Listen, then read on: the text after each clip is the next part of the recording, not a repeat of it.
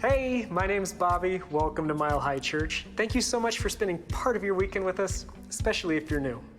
Our vision, oneness revealed, a world of love, peace, and abundance for all. Our mission, to serve as a spiritual beacon for personal empowerment and global enlightenment. Before we get started today, we want to give you a look at a few things coming up around Mile High Church for you and your family. Experience a sacred hour of music and spirit with Gary Lynn Floyd on October 24th. Let his soulful songs open your heart and create a space for reflection and renewal. It's going to be a very unique event. And our new members class orients you to our various offerings and highlights the rewards and benefits of membership. Become a member and deepen your commitment to your spiritual journey. Offered in person on November 2nd, also online. Join us on Saturday, October 18th for Fall Fest featuring Trunk or Treat, a fun-filled community celebration. Bring your family and friends and enjoy kids' carnival games, a candy harvest, popcorn, and more. We'll have cool decorated cars that spit out candy to all who pass by. And don't worry, if the weather doesn't cooperate, we'll move the fun inside to the community center. Want to make this event even more special? Volunteer. You can decorate your car and hand out candy to children or help manage a game during the festival. So come and enjoy the day in your best costume and gift your kids with candy that will last for the next 5 years. For more information about anything you've heard today, stop by the event center or connect with us online at milehighchurch.org.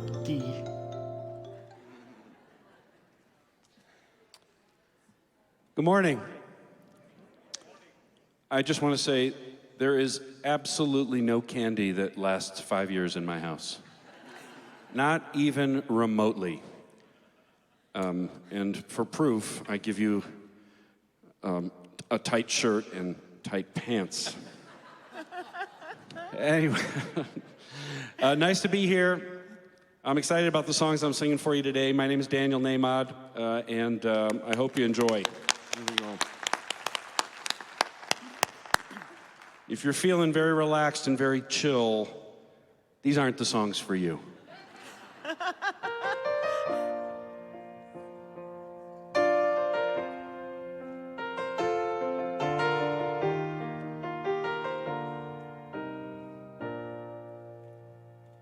I'm through asking where I'm going. I've been asking all my life. I've grown tired of all this wondering when everything seems to turn out right. So when my mind needs something to do, wants to know the future, I whisper this: I'm okay. I've always been, and I'll always be that way. You want to sing that line with me? I'm okay. I'm okay. I've always been, I've always been, and I'll always be that way. And I'll always be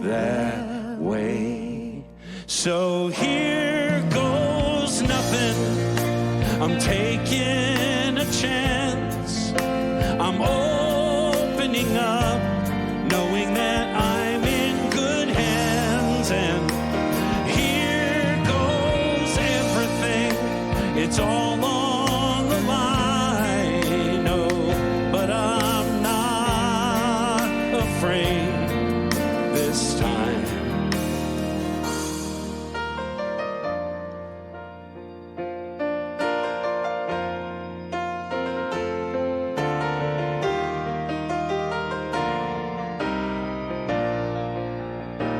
Some say it's crazy, some say naive, to close my eyes and take the leap. But I know better, 'cause I believe even in the dark my soul can see. So when my mind plays its usual games, oh, my answer is always the same. Yeah, here goes nothing. I'm taking a chance. I'm opening up, knowing that I'm in good hands. And here goes everything. It's all on the line. Oh, but I'm not afraid this time. Here goes nothing. I'm taking a chance. I'm opening up, knowing that I'm in good hands. And here goes everything. It's all on the line. Oh, but I'm not afraid this time. No, I'm not afraid this time, 'cause I'm okay. I've always been, and I'll always be that way. I'm okay. I've always been, and I'll always be that way.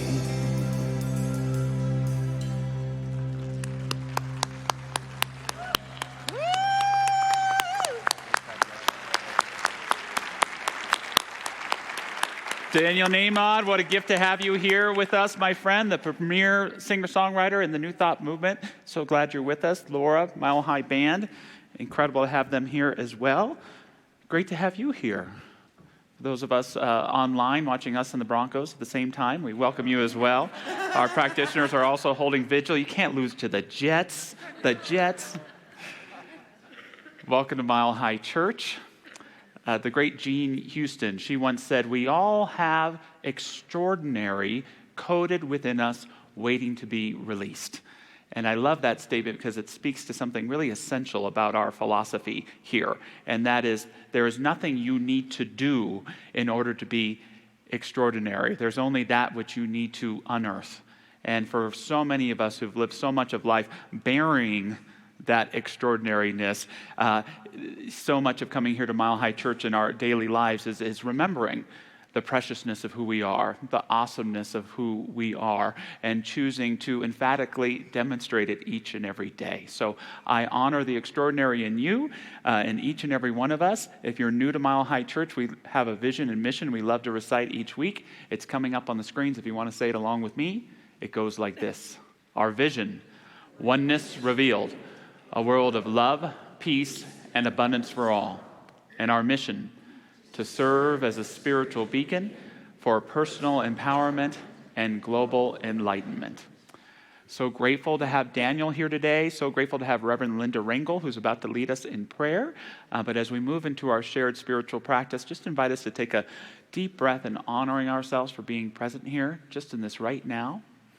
knowing that as we bring ourselves fully and completely into this moment, the gifts of the divine are open to us right here and right now.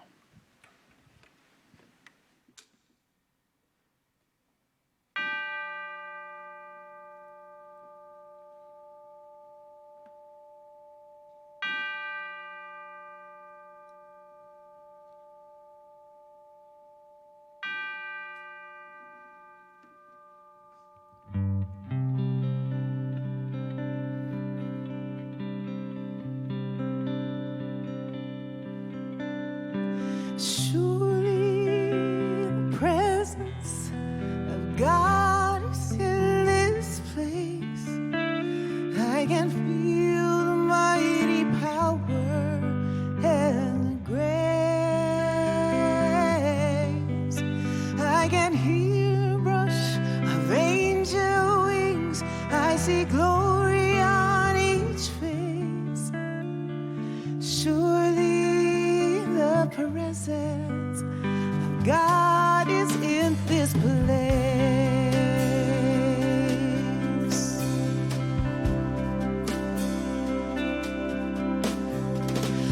Surely the presence of God is in this place. I can feel the mighty power and the grace. I can hear the rush of angel wings. I see glory on each face.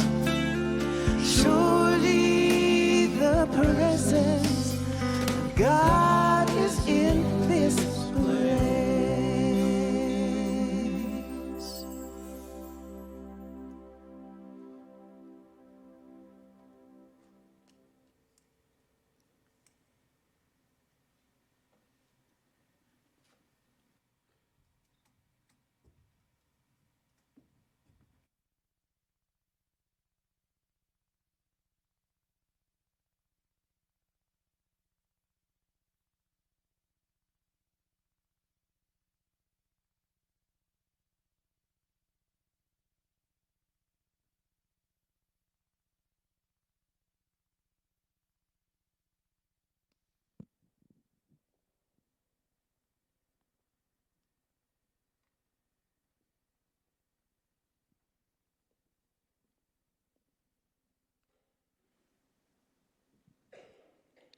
Oh, in this divine sacred moment, we become ever more present to ourselves and to Spirit as we draw another sacred breath. Oh, and we just know with every cell, tissue, and fiber of our being that that is indeed the breath of God, so freely, so generously given to everyone, equally, everywhere. And we know in this moment that there is that one creative ultimate presence, that power, that initiator, that designer, the originator, the one that installed within us that divine healing matrix that allows us to heal, to grow, and to evolve. It is that power that allows the 37 million cells within us to be replaced, renewed, rejuvenated, and reinvigorated. Oh, we speak our word in this moment for this divine connection that is so individual to each of us. It knows us physically and emotionally, mentally, spiritually, relationally, and financially. And it offers to us that connection that is indeed intimate, ineffable, amazing, mysterious, and indivisible. And we know furthermore in this moment that nothing can divide us or distance us from this sacred connection. For it is eternal, it is immortal, it is everlasting, just as Spirit is, birthless and deathless, ageless, and timeless. So for all of this and the wondrous and miraculous ways we get to express in this world, we simply say together, and so it is.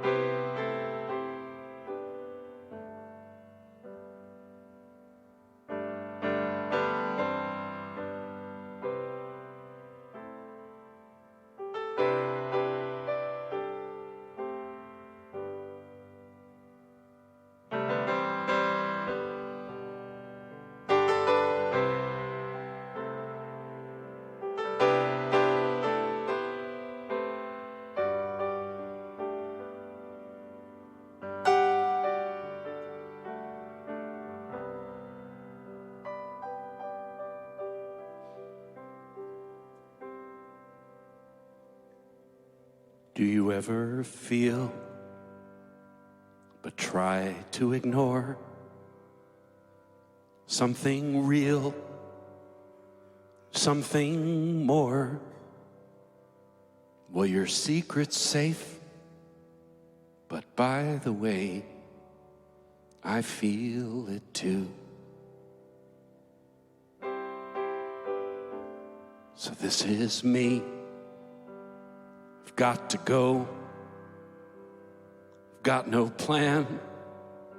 I've just got to know what's calling me, 'cause I believe it's something true. And I'm gonna find it. I'm gonna find it. I'm gonna find it. If it's the last thing I ever do, I'm gonna find it. It's just a matter of time, yeah. And when I do, promise you, it's gonna be real.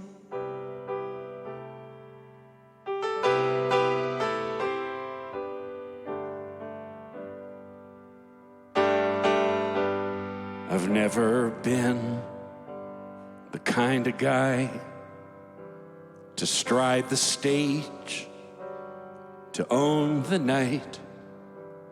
I'd rather hide. I'd sooner ride along than drive. But in my dreams, how sweet it feels.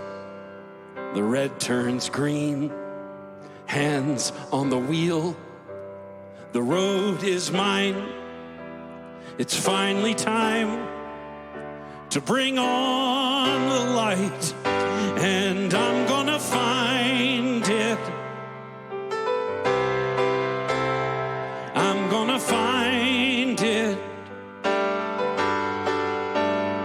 I'm gonna find it. If it's the last thing I ever do, I'm gonna find it. It's just a matter of time, yeah. And when I do, I swear to you, when I do, I promise you, it's gonna be real.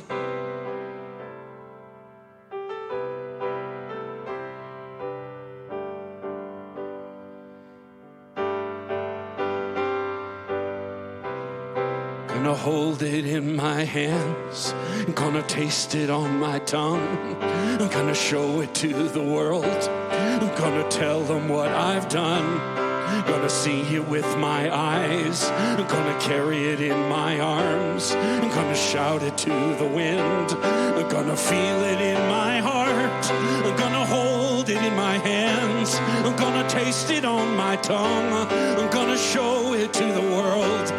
Gonna tell them what I've done. Gonna see it with my eyes. Gonna carry it in my arms. Gonna shout it to the wind.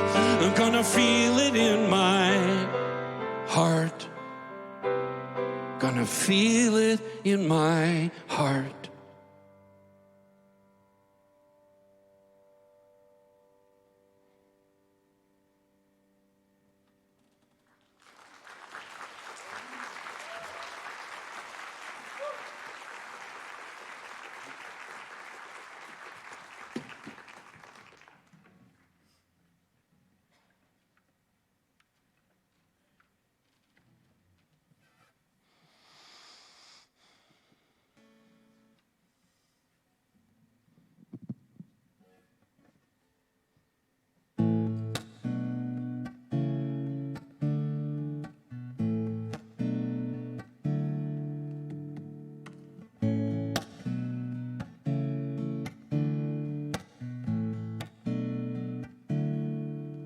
Am I nervous? Of course I am. You don't even have to ask. Facing a mystery, anyone would be. One more step and it's out of my hands. There can be no turning back. Can't say what's in front of me, but you know I can't wait to see. This is something I owe to myself. This is something I've just gotta do. I don't know what I'll find, but there's one thing I know in my life. It's gotta be, it's just gotta be true.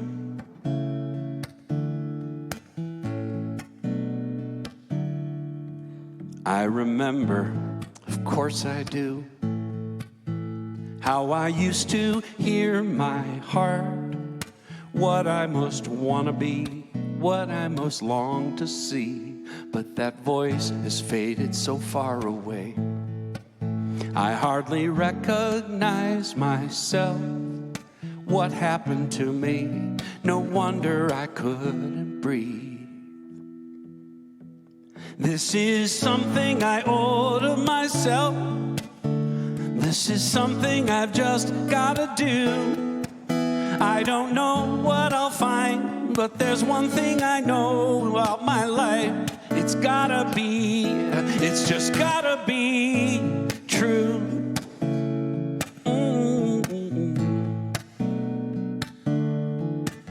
It's been a lifelong habit, gave away my power, playing follow the leader again and again. But my soul won't have it, I won't hide or cower. I'm ready to dive back in. This is something I owe to myself. This is something I've just gotta do. I don't care what I find. Well, there's one thing I know about my life. It's gotta be, it's just gotta be true. Yeah. It's gotta be true. It's gotta be true.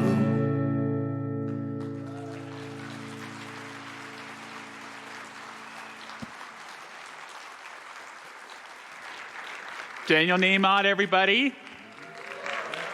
Do yourself a favor and pick up some of his music in person here or online. Daniel, you and I are close friends. We talk regularly, and one of the things I love about you, it's kind of this vision statement to write a great song in every genre of music, and I think you've accomplished that. We've even heard the rap song here. But just honor the incredible gift, and I just also, the only thing better you are than a musician is a man, a husband, a dad, and a friend. I got off a plane in Long Beach, California a few weeks ago, and do you know who the first person I saw was? Daniel Nemot. But yeah, not planned. He was just there, and I thought, God, I am so supported. So thanks for the incredible friend that you are.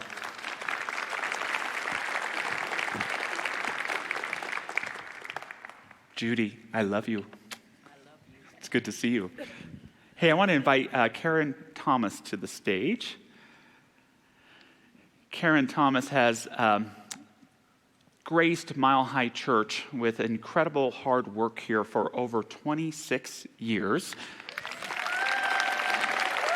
She is best known as our events director. All these major speakers that you see, and you see it go all flawlessly, it's because of all of her hard work behind the scenes. It's amazing, and yet I don't think there's a part of Mile High Church that has not been touched by your work in some way, shape, or form. Most recent, in the last couple of years, she, after COVID, took on the job of our bookstore in the time of Amazon and helped reinvent it and keep it afloat. We have a wonderful Works of Heart store here because of Karen Thomas. And at the end of this year, Karen, you are officially retiring. And it's so important for us to honor the incredible presence, all of the hard work, all the guidance that you've given to the ministers and the staff here. You are a jewel in the crown of this place, and we are so very, very grateful for you.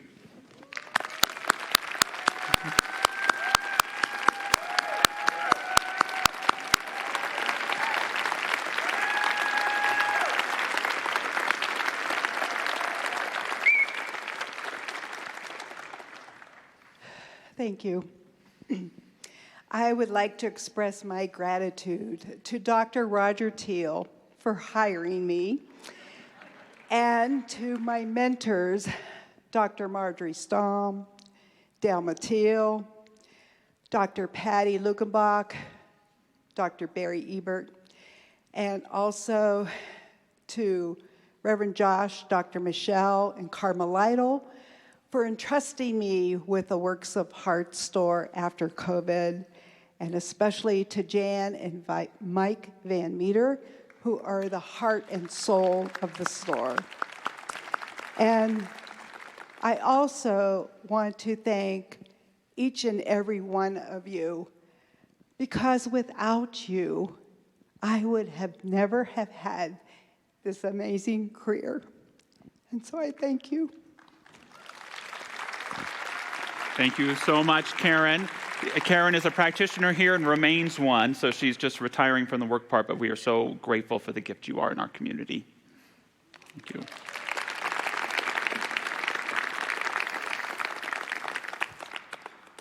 It's my honor to continue our adventure in faith this morning. Our theme, this moment, making the very best from every right here. And the invitation is to take a leap of faith right where we are. To have a greater faith, not in anything ethereal or abstract or outside of us, but to increase our faith in the value and the power of this moment.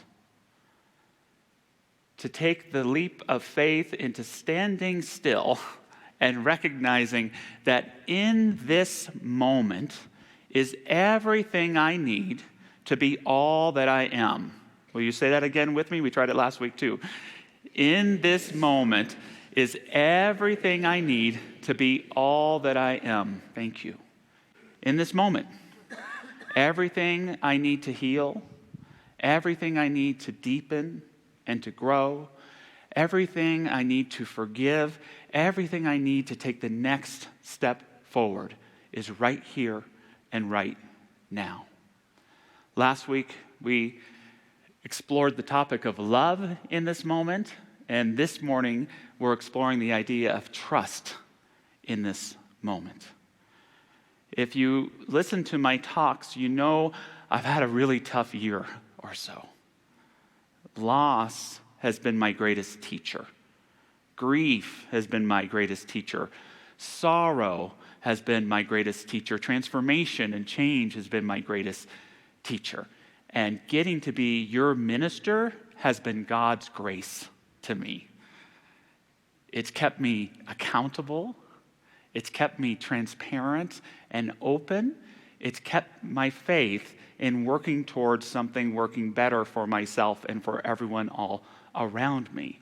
So thank you for that. And one of the things I've noticed going through this time, it's probably always been there, but it's been magnified, is what can sometimes be an everyday lack of trust in my own capabilities. An everyday lack of trust in myself. Maybe you relate.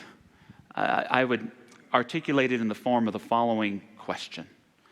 Why do I so infrequently think I am capable of what I am about to do? Why do I so infrequently think I am capable of what I'm about to do? Do you resonate with that at all? Yes. Sure, there are things I want to be prepared for, like a presentation to you or teaching a class, but it's a little neurotic too. It's like I'm worried that I'm going to remember to call Susan or not. Or I'm worried that I'm going to get a good rest. Why do I so infrequently think I am capable of doing what I'm about to do? So I took it to that person in which I get the majority of my advice. We often refer to this person as our inner critic. I asked this question, inner critic, why do I so infrequently think I am capable of what I am about to do? And my inner critic answered, well, because you're an idiot. You're a fraud. You have no idea what you're doing. Of course you're going to mess up. And Josh, before you get out there and speak, remember these inspirational words from Mark Twain. It is better to let people think you are dumb than to speak and remove all doubt. So you can see what the problem is right there. It's seeking advice from the inner critic. Do you ever do that?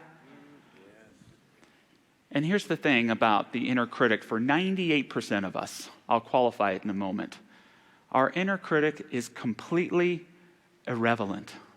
There is nothing relevant about your inner critic. Your inner critic is not relevant, it's relic. It's relic. If they released the James Webb Telescope into your own psyche, it would see the inner critic as this dead planet from eons and eons ago. Do you know why this is? And this is why I say for 98% of ourselves. The inner critic means well.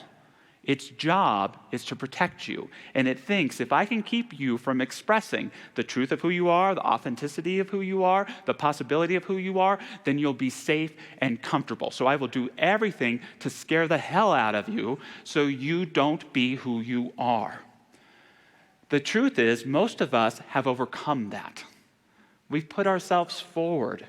We've thrown ourselves into the arena of life. We seek our best to be transparent, open, honest people. And this relic called an inner critic is pretending to act like we haven't done that already. So the answer to the question, why do I so infrequently think I am capable of that which I am about to do, is because I have not honored the voice of my becoming. I have not taken enough time to give voice to that part of me whose job is not to protect myself from expressing, but now that I've expressed myself, is called to protect him, to support him, to listen to him, to help guide him. Do you have that voice in your life? Can you consult not the inner critic, but your highest self that knows the truth of who you are, that knows how courageous you are, and gets how darn capable you are for anything that is before you to do? So that's where my work was, and maybe your work too, to give voice to that part of yourself that supports you in the fullness of your becoming and not the relic of your past. That voice that supports you in the wholeness of your becoming and not in the relic of the past. A few things we can do to give that voice, to articulate that voice. One, write it down. Journal that voice. Journal not in the sense of today I went to the supermarket and I saw that sense of speaking your word for your higher self, knowing your capability, knowing that extraordinary that is encoded within you, giving yourself that supportive language, Give your highest self a voice so that it can echo in your life. Second, actually celebrate that thing you thought you were incapable of doing that you just did very well. Recognize it, honor it, celebrate it. See your own track record in your success and begin to believe in it. Third, scourge perfection from your life. Throw it out. Hit it over the head with a shovel. Be done with the image or idea that you need to be a perfect person. It is damaging and unhealthy and toxic. Do not try to be the perfect person, the perfect partner, the perfect parent, the perfect child, the perfect whatever it is, because giving 100% to being more than one thing is humanly impossible. It will burn and wear us out. 60% of you is okay. You're already extraordinary. So as opposed to trying to put all of ourselves in everything, let's honor what we have through good preparation and do the best we can every day and then the next day as well. It can change everything in your life, and that sense of perfection created by the inner critic, again, becomes relic. And who we are today and the voice we speak now in support of our becoming becomes relevant and the dominant voice in our lives. Lastly, our topic today, trust the moment. Trust in this moment. If you and I can learn to trust in this moment, all of the energy that we put into worrying and self-doubt and an epidemic within ourselves of distrust gets put into the faith of right here and right now and puts us in touch with a creative momentum that can move us forward into our greater and greater becoming.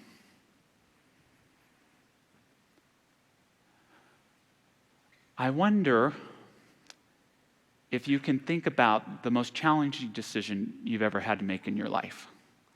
What was the biggest decision you ever had to make?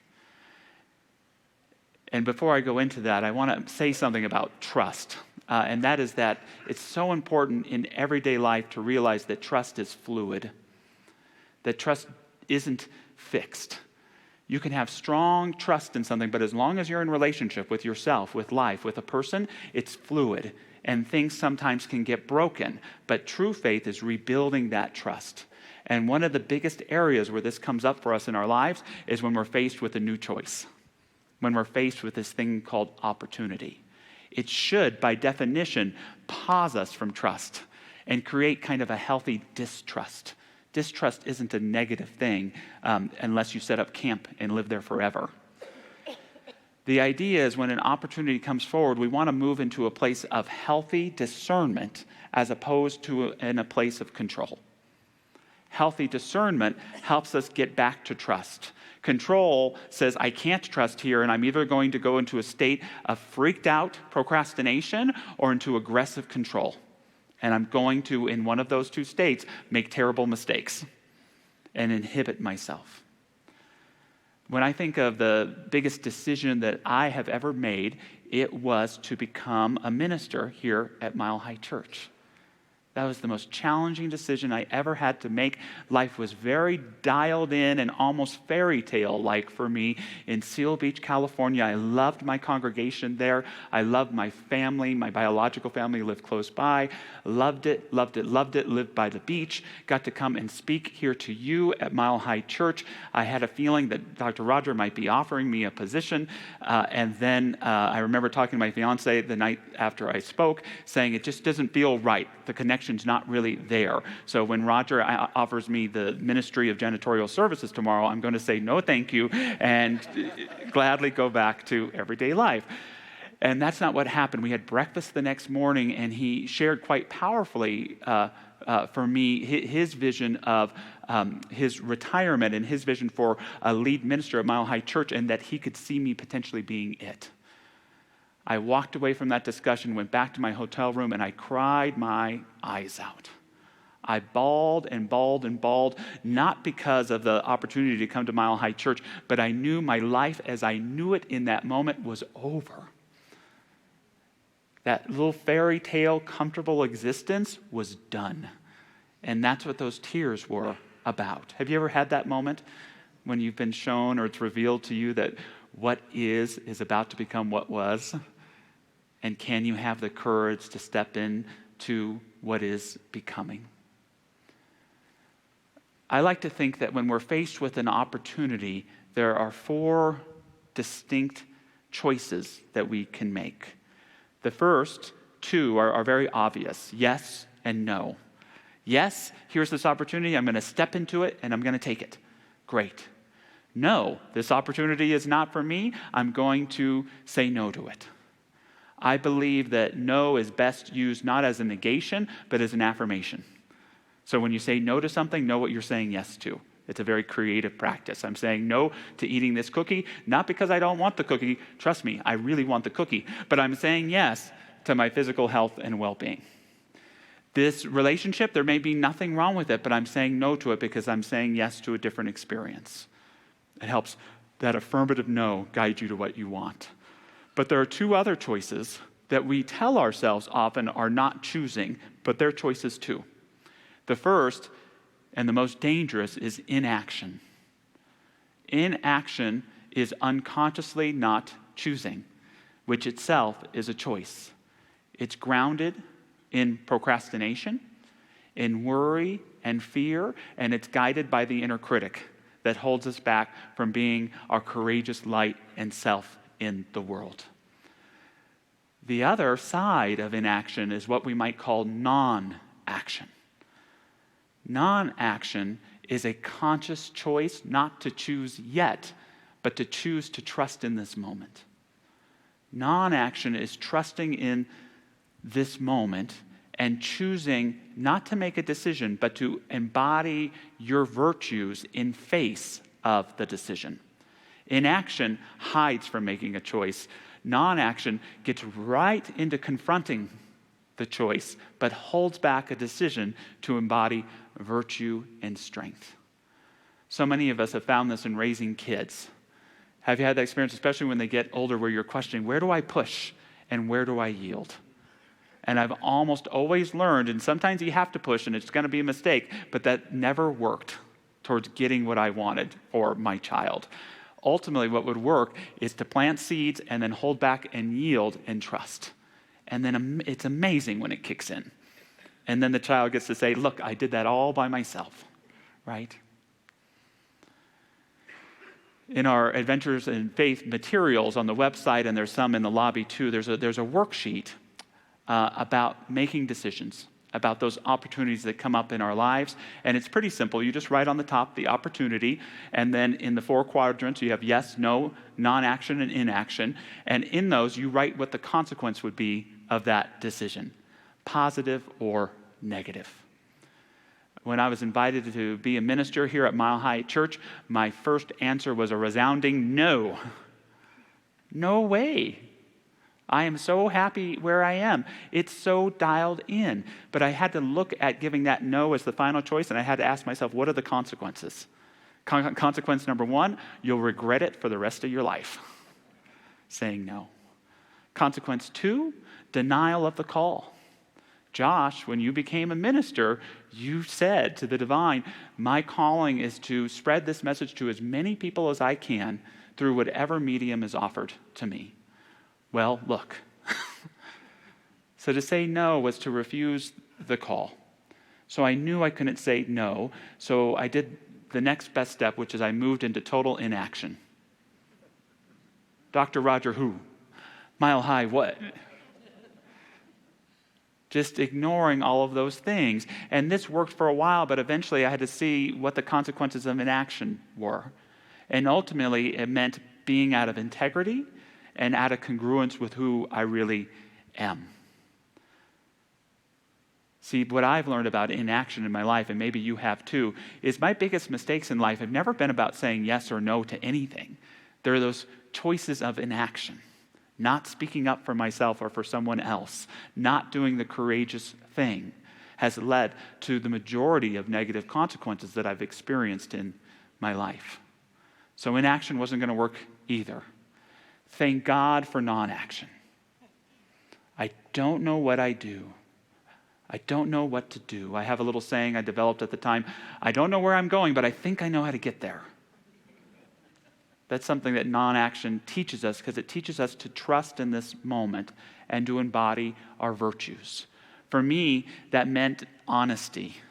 It meant beginning to speak to people back home and hear about the possibility of this big change in my life. It meant embodying love and purpose and calling, because if I was going to say yes, I was going to have to get back aligned with my purpose. And it also meant trust in knowing that it might not work out. And that was actually the most important thing for me that moved me into yes, and why you see me standing before you here today. I had to get the yes right. The yes was never going to be, oh, you're going to go to Mile High Church, be the lead minister, and be super successful, because that was no one's choice for me to be that but yours. The yes was to become a minister at Mile High Church, which in a way felt like a step down. But what the message was for me is, whether or not this works out for you or not, it will either be just that, or it will be a stepping stone into your next highest and best. And it was only when I clarified that yes that I realized that the consequence was only one thing, and that is my highest and best good. When we're faced with opportunities, give yourself that time to explore all the different choices before you and do the best to ensure the best consequence or result possible. That being said, a few things about trusting in the moment before we close today. You have total control as an adult of your choices, but you have zero control over the consequences of those choices. That's a difficult thing to accept, but I have found in my experience that it's true. That I have always a say in what I choose, but I never have a say in what the results may be. Therefore, don't go meddling with the results. Get back to choice. Even if I think I've made the wrong decision, it's not a time to try and change that decision, but to make a new choice. I love something that General George Marshall said at the height of World War II. He was the chief of staff of the military. He said, "I've had to train myself never to worry about a decision once it's made. You worry before you make it, but not after. You make the best judgment you can about a problem, then forget it. If you don't, your mind is not fit to make the next decision." A consequence may inspire you to make a new choice, but don't get drowned in the consequence. Always focus on that new choice by trusting in the moment and having that new start right here and right now. Point number 2, even if things go off the rails, you're still on the right track. Even if things go off the rails, you're still on the right track. How can that be true? Because of that extraordinary that is within you. Sometimes we find in life that things need to fall apart before they get better. Sometimes we find in life that something on the surface level of our consciousness that isn't what we want is actually in service to a deeper desire within ourselves that's coming about.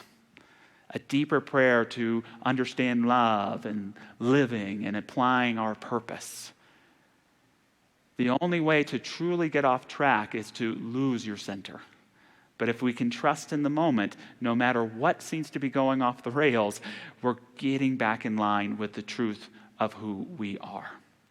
I love a poem from Rainer Maria Rilke that goes like this. Quiet friend who has come so far, feel how your breathing makes more space around you. Let this darkness be a bell tower and you the bell. As you ring, what batters you becomes your strength. Move back and forth into the change. What is it like, such intensity of pain? If the drink is bitter, turn yourself to wine. In this uncontainable night, be the mystery at the crossroads of your senses, the meaning discovered there. And if the world has ceased to hear you, say to the silent earth, I flow. To the rushing water, speak, I am. Lastly, recognize that trust is variable. Trust is variable. In other words, it's breakable, but it's always rebuildable.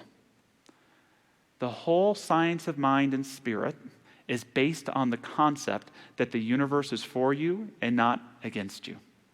It's this incredible, audacious notion that the nature of the universe and the world is for good, is towards freedom, is towards liberation, understanding, and love. And the only thing that often gets in the way of that good, that freedom, that liberation and well-being making itself known in our lives is our own consciousness. We like to say the universe is for you and not against you. And what else does that mean? It means that everything in it is for you and not against you as well. Powerful notion. My mind is for me and not against me. My body is for me and not against me. My relationships are for me and not against me. My job is for me and not against me. And yet we all know with these relationships, all the way down to our relationship with this thing called life, sometimes things happen that don't feel like that. This doesn't look like my good. This doesn't feel very good to me. It's then that we can get in an honest and sincere distrust. But real trust in this moment is that willingness to rebuild it. Universe, this is what it would take to rebuild trust in you again. God, this is what it would take to rebuild trust in you again. In our relationships, within ourselves, mind, this is what it would take. Body, this is what it would take. Life is relational and trust is variable. But those of us who will succeed most in becoming the truth of who we are will always seek to build that trust. Moving into prayer this morning, I invite any of our incredible practitioner prayer partners to stand and join me.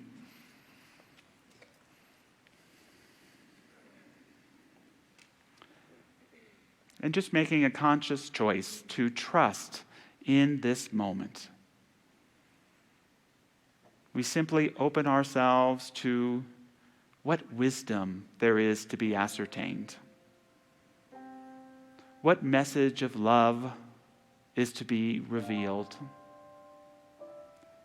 What epiphany of possibility are we called to open ourselves to? This moment puts us in a divine contradiction because it is so much greater than we are, and yet it is incomplete without us. Allowing ourselves to be fully in trust right here and right now, I simply know that there is a flow and a momentum that's seeking to make itself known in our experience that is leading us to brighter choices, to deeper gratitude, and to a profound lovingness that allows us to choose from that place of trust that brings forth a bounty of goodness, of friendship, of harmony, of creativity, and of divine flow.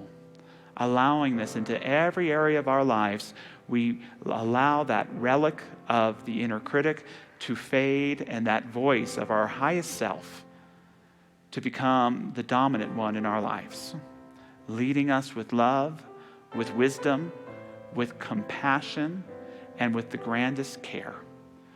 We give thanks for this thing called life and all that it has to offer us, agreeing to bring forth all that is within us, for it needs all of that too. We let it be, we let it become, and so it is. Get ready, my soul.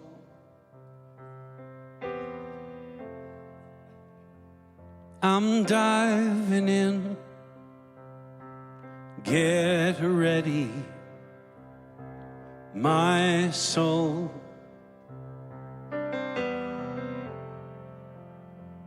I'm diving in to the deepest kind of love, to the sweetest kind of life. Get ready, my soul. everything I've ever done, everything I've ever seen, everything I've lost or won, everything I've ever dreamed has brought me here to the present moment, here to a new beginning, here, and I'm seeing life so clearly now. Get ready, my soul. Want to sing with me? I'm diving in. I'm diving in. Get ready. Get ready, my soul. I'm diving in. I'm diving into the deepest kind of love, to the deepest kind of love, the sweetest kind of life, to the sweetest kind of life. Get ready, my soul. Get ready, my soul.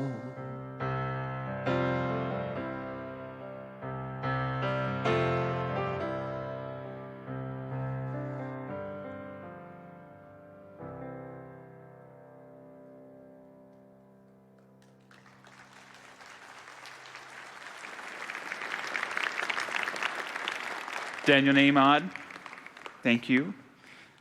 As we move into this time of offering, thank you for all that you do to financially support Mile High Church. October is also our pledge campaign. This is where we request from you a pledge for 2026. I'm so grateful that just over the last week we received over 100 pledges and over $250,000 pledged to Mile High Church in 2026. Isn't that awesome? And all we ask you to do, you're always welcome to give more, but just think about what you already give on a regular basis. And that amount, it's not a bill, but what it does is it helps Michelle and I look at what we can accomplish in 2026 and beyond. And so it's very important to our upcoming planning. And we know for so many of you, it's also an important part of your own spiritual commitment. So we are so grateful for your participation in that. As part of our pledge campaign, we have a little bit of sharing each week, and I'm so grateful to invite Jay and Doris Brown to the stage. Jay is an incredible practitioner here and serves in so many ways, including on our safety team. And Doris is a wonderful bright light. She's been serving in our bookstore, and I'm grateful to announce to you today that she's going to be our next bookstore manager. So we're so grateful for both of them. And thank you so much for just sharing a little bit about what Mile High Church means to you. Thank you, Josh, and good morning, everyone. I'm Jay Brown. I'm one of your practitioners here at Mile High. And I came to Mile High for the first time in 2008 and got to see Dr. Rogers speak. And I had friends telling me, hey, Mile High is your thing. And it took me months to get here. And when I heard Dr. Rogers speak, he just talked about the principles of science and mind and just remind us that like our thoughts create our outcomes and our experiences. God is everywhere, everything. And that love and gratitude was your guide. And I thought, wow, this might be my thing. And like in a few weeks, I literally kind of looked at all of you as my spiritual family. And I thought, this is a place I don't really have to change myself. I just have to allow it to grow and grow into me. So I was super excited, and I took the path, dug a little homework, started taking classes. And the more classes I took, I felt a calling. I didn't know Daniel was going to be here today. But his song, My Soul, resonates to a cellular level for me. And I had a calling just like that, becoming a practitioner. And I followed that path, and it deepened my own practices, but it enabled me to help other people and support them on their own journeys as well. But the one thing I didn't see coming was sacred service. And the more I did it, I got involved with safety team. Now I'm involved with choir. But there's so many things that you can do, but it opened my heart in ways I just didn't realize. It allowed me to show up with love, connection, purpose. And in doing so, I just realized that Spirit works through us as we give ourselves. And I just do a shameless plug in here for anybody that's wanting to be a sacred service. We have positions on safety team, ushers, all kind of things. So whatever your love is, there's something for you here to get involved.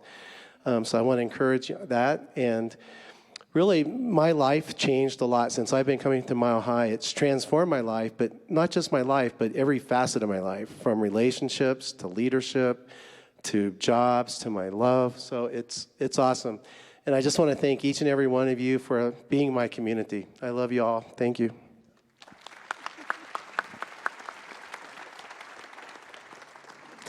Good morning.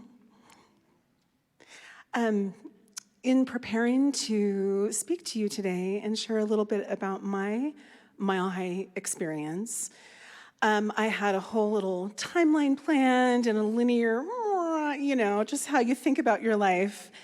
And in the first service, as I was just soaking in the energy of our beautiful community and listening to Josh and listening to our music, it occurred to me that what I really wanted to share with you was 3 aspects of my journey that are undeniably deep and not linear at all. My journey is one of opening my heart to myself,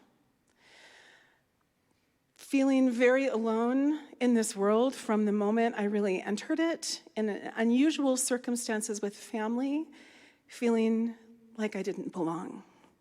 Moving into a 17-year-long religious experience, quite a box that I didn't really fit into, didn't feel that I belonged. I walked through the vote center doors for the first time in 2005, started my entire life over, single mom, divorced, 2 beautiful daughters, terrified to be here because I'm like, I don't belong here. I just didn't feel like I belonged anywhere. But over time and coming back to the church because of my beautiful husband and his practitioner studies, it really brought me back through the door. And what then happened was that space of opening within me, beginning to take classes, beginning to be of service. The classes really opened my heart to myself, but being of service through choir and also volunteering initially in the Works of Heart store is what opened my heart to the idea of I do have a community that I do belong to. And I belong to this planet, and I belong to the world, and I just belong. And that sense of belonging is it's so deep and tangible. So thank you for letting us share our story with you today. I'm so excited to continue to support all of you in your deepening your wisdom and practice inside of this beautiful community. Thank you. Thank you, Doris and Jay, so much. Would you do us the honors of leading us in our offering blessing? Divine love, as me, blesses and multiplies all that I am, all that I have, and all that I circulate, and so it is.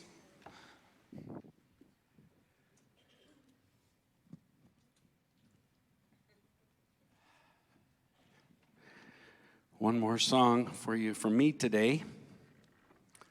Thank you for the warm welcome, and thank you to this incredible music team.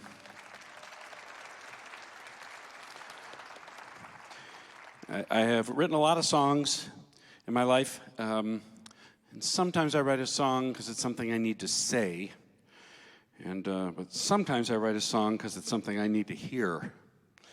And I guess this song is the former, but it is definitely the latter. I've been working for years on writing my first musical, a full-length musical, and I'm almost ready to cast it and see what happens.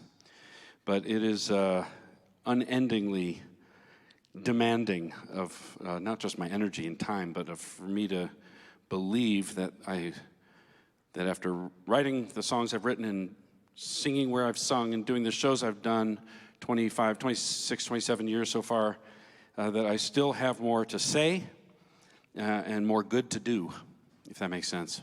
So you may relate to this song in your own way. And here we go, a song about songs.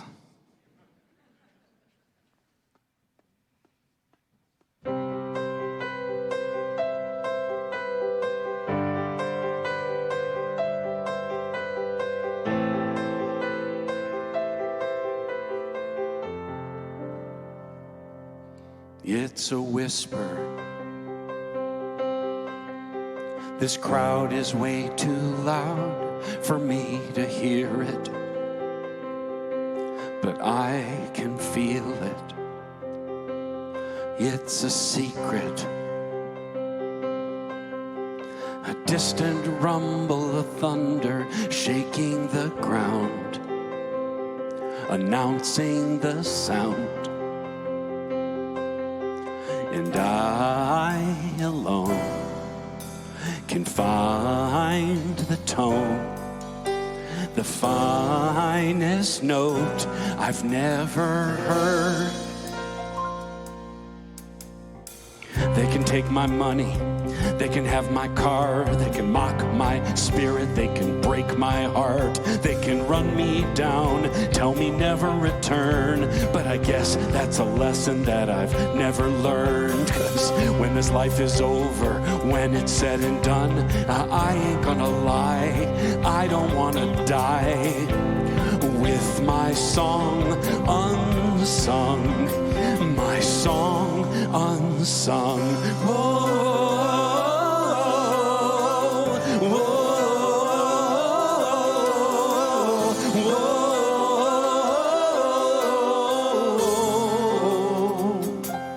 It's no mystery where I learned to keep my mouth shut and behave. They said it's safer that way, but that's ancient history. If I don't speak up now, there's no one left to blame. I'm signing my own name, 'cause I alone can find the tone and find the home that I never had.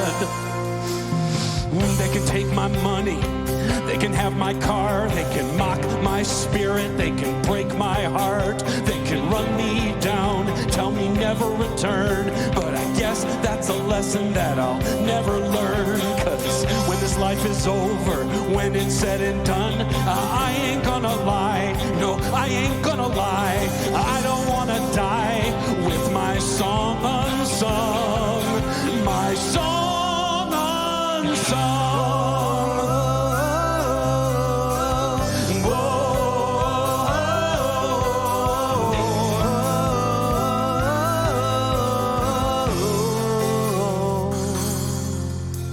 What if no one listens? What if no one cares? If I'm soon forgotten, was I ever there?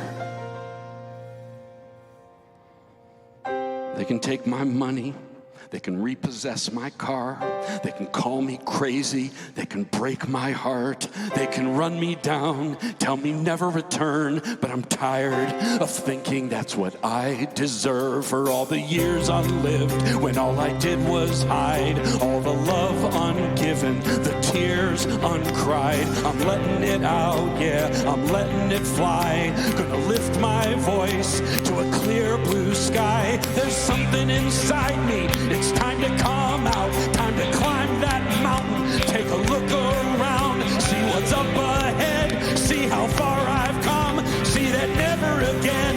my song unsung.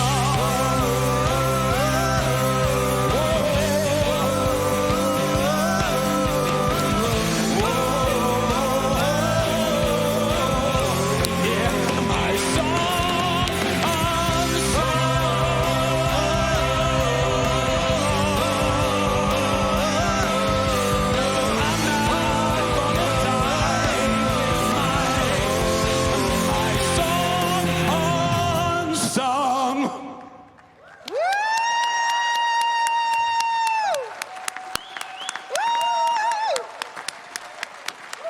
Mr. Daniel Nahmod. Woo! Thank you. Beautiful. We are happy to say that you can stop at Daniel's product table out here in the lobby, on this end of the lobby, and see him, hug on him, take some of his music home. He also has jewelry there. His wonderful wife makes jewelry, and he's doing some trips next year, so stop and see him. He'd love to see you. We're so grateful that he has been here today.